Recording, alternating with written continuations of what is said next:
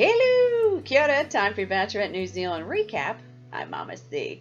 Well, last time Lucina had an awkward date with McDreamy Mike where he didn't get a rose. Quinn and Elliot got a rose from Lily, and the boys had more spats between them. We were teased with what looked like a bachelor going home on his own accord, but who and why, we have no idea. They just leave us to speculate the whole show. So there you go. The ladies and Art chat about the lads before the cocktail party. We see the lads going stir crazy, waiting for a date. A few guys are feeling neglected. Elliot and Quinn have roses. Mark is stressing about not having that rose. Richie says, how is he supposed to decide between these girls with only 2 hours with each of them? Tough break, eh? I know. Lucina joins the guys. Steve admits to being a bit of a headbanger back in the day, and he gives us a screaming rendition of a metal song. He keeps talking about wanting that kiss, though. Yeah. Then Lucina asks the boys how they are feeling about tonight. Logan says he always has his bag packed. That's just how he rolls. Terrence is chatting up Lucina, and then Erin stands up and starts to fidget. He finally breaks in and asks to chat one-on-one with Lucina, so off they go to the rooftop, and she looks great. I love her dress. Then Erin has some questions for her. He asks what she's like outside of this. She says she travels a lot for work, which surprises him because he assumed that she was just in a hospital in Auckland. He says that he is very structured, and then they wonder kind of like how that would work. But then Erin says love finds a way to work things out. They have a quick kiss. He tells us that he is still confident, but I'm left a little baffled by all this because he was already throwing out the L word before he even knew like her work situation and all that kind of stuff. I don't know. But again, this is a really weird situation, isn't it? The boys with Lily chat about what animals they would be. Liam, apparently, they think he's a gecko, but Lily says he's probably more of a Labrador. They say Logan's a goat, I'm guessing because of the facial hair. Jissy, they call him a wombat. Not sure what that's about. Lily feels Steve's face, like literally feels his face.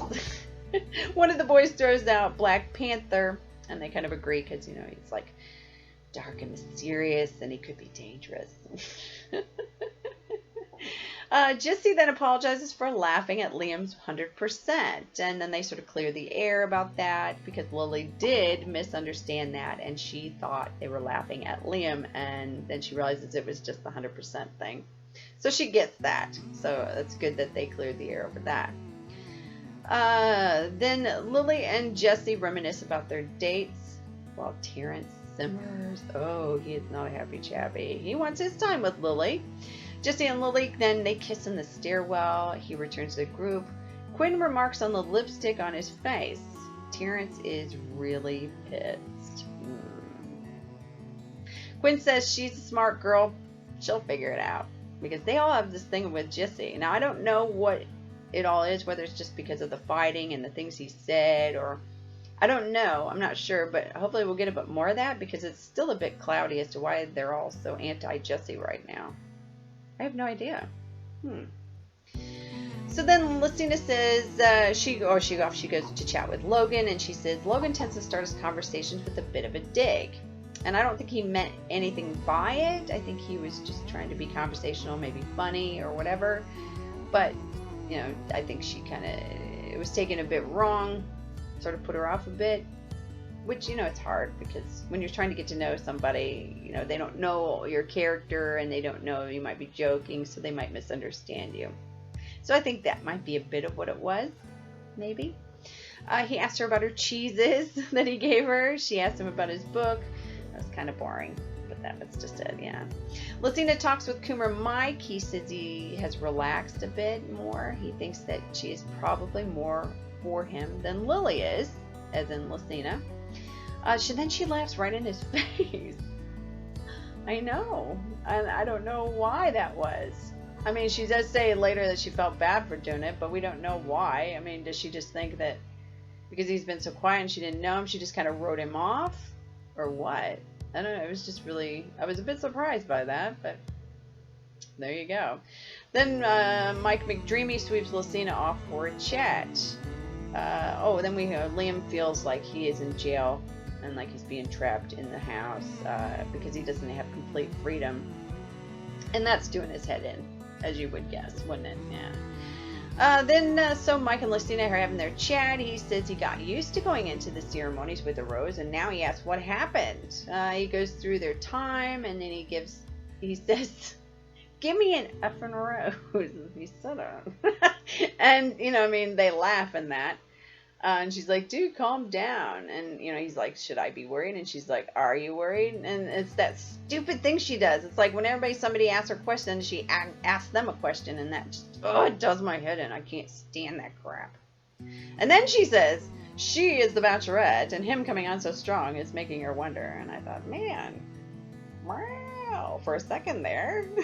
I guess it's like, it's my show, so nanner nanners. So I was like, okay. So there you go. So she tries to speculate, well, why do you want a rose? Is it because you want to be with me? Or is it because you want to feel secure going into the rose ceremony? She starts listing off all these things. And he's like, I want more time with you. That is why I want a rose. And then she says he's overthinking things. But is he? Because that's all they're left to do in between their time that they, get to go do things or have challenges or whatever it is. They're just left to overthink everything because none of them have privy to any of the knowledge to what's happening really, because they're just the victims in all of this. That's ideally they're just waiting for someone to tell them what's happening, so you can understand the frustration and all that, because this has been weeks now, so you can see where it would tend to grate on your nerves, I would think. Of course, I'm probably playing devil's advocate here, so I don't know. All right, so then George and Lily, they're off having a chat then. He feels he's at risk. And Lily says, well, lay it on me. And he talks of the waiting. He feels like he's getting worried as he sees the other guys return from dates. I mean, it's valid. It's completely valid. Lily placates him with nice words. Then she starts talking about friendship. And then she wonders how they would gel as a couple. And then here's his shot to say, here is what I think, this is why I think we'd be good or whatever. But he doesn't really, I don't know, he says he doesn't want to put up any expectations because he still hasn't seen everything that's out there in the world. And I don't know. He kind of leaves it open. Yeah, I think it's pretty obvious at this point that he's been friend-zoned. But that's just my opinion on it. Art asks the ladies about their chats. Lily talks about the George friend level. Lucina says she wonders how their lives would work. And Logan, she struggles to remember their conversation even. Yeah. She talks of McDreamy. She asks about Coomer Mike. Lily says she still feels for Terrence, but the relationship hasn't been refreshed because apparently he hasn't come to her or whatever, which, how's he supposed to know this? No, he doesn't read minds, unfortunately. It's too bad. That would come in handy, wouldn't it? And then Lily says she feels like a monster for pulling apart these friendships in the house. Because obviously these boys have bonded, because what else are they going to do while they're waiting for their chance to date, right? Well, now it is rose ceremony time. Finally. And Lucina goes up first. She selects Aaron. Then Lily picks Jesse. And we get an aside of Terrence, talking about Jesse isn't real. And Quinn saying Jesse is immature. So yeah, we got those little asides. Lucina then picks Logan. Lily chooses Liam. Lucina picks Steve. Lily selects Richie. Lucina chooses Mike McDreamy. Lily goes for Terrence, who is very relieved at this point. Lucina has the last rose, and she calls out Coomer Mike. Oh. Well, Art tells George, go ahead and say your goodbyes. He will be missed. The boys sent him off with a round of applause because, George is a great guy. He's a nice fella. Lily says she'll see plenty more of George in the future, as they'll probably be great friends. Next morning, the lads are sad about George leaving. because, he was like the breath of fresh air in the house. Quinn announces that Steve has a double date with Lucina. Now, who is going to be going out with Lily? Well, that will be Liam. Finally, Liam is going to have a date with Lily. He says he's going to tell Lily how he feels about being there. Just his struggles, and you can understand that.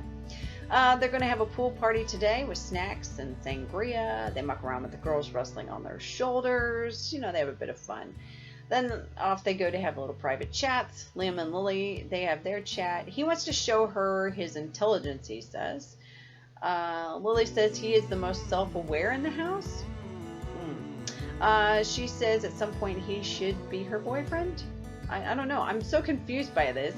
I don't know. It's just weird. Then we see Lucina chatting with Steve. She asks if he is homesick. He says he's glad. No, he's not. He's glad he was patient. He talks more to us about wanting to kiss her. Steve asks Lucina how she is feeling. She stammers a bit. And yeah, we then get sent to Liam and Lily because, of course, we got to wait for the response. Then he tells her how he's been struggling, how it's been with him stuck in the house and all that. He also talks about how he's from Perth and he really doesn't have any intentions of leaving Perth at this time. So he doesn't want to, he's afraid of investing too much and then getting hurt, because then at the end of the day, if it's not going to work out, logistically or whatever. I don't know. He has valid points. He does have very valid points. So back then to Lucina and Steve, where she's hedging. She says he's a good guy. It's hard not to like him. She says he feels like home and family. She's super comfortable around him. She's too comfortable around him. She tries to give him the full friend, that friend thing, He sees this as a positive. And it's a bit awkward because, I think she was trying to put him down gently, I see you as a friend and not in a romantic way. But I think just the way she was trying to say it, I don't think he got it, because, you have to remember, these boys wait around and wait around and wait around, and they finally have that moment. So any little tidbit of positivity, they're going to latch onto that and hold it. And that's what's keeping his hopes up. Yeah. But yeah, she said it's hard not to like him. The whole thing then is just kind of awkward. Yeah. But he's taking it as positive. So there you go. Then back to Liam. He says he feels like a burden, because there are great guys that she should get to know. And she says if they care enough about each other that you can make things work. She reaches up in the tree and she grabs a rose, because that's her thing. She always has her roses in some completely random place. So she offers him the rose, and then it's kind of left it's your call. And then off we go from there. So then we're back to the boys. They're speculating about, do they think Steve will get a rose? That some of them think Steve will get a rose. The boys hear then that Steve and Liam aren't coming back, and that they are to pack their bags. Now, what does this mean? Does this mean they're to pack Liam and Steve's bags? Or does this mean that they're to pack all of their bags because they're all going to leave? We don't know. Because that's all we're left with. So we don't even know that. So we still didn't get what happened after they teased us the whole episode. We still don't know. So maybe tonight? I don't know. I guess we'll have to wait and find out. But join us again next time for another Bachelorette New Zealand recap. I'm Mama Z. Have a great day wherever you are.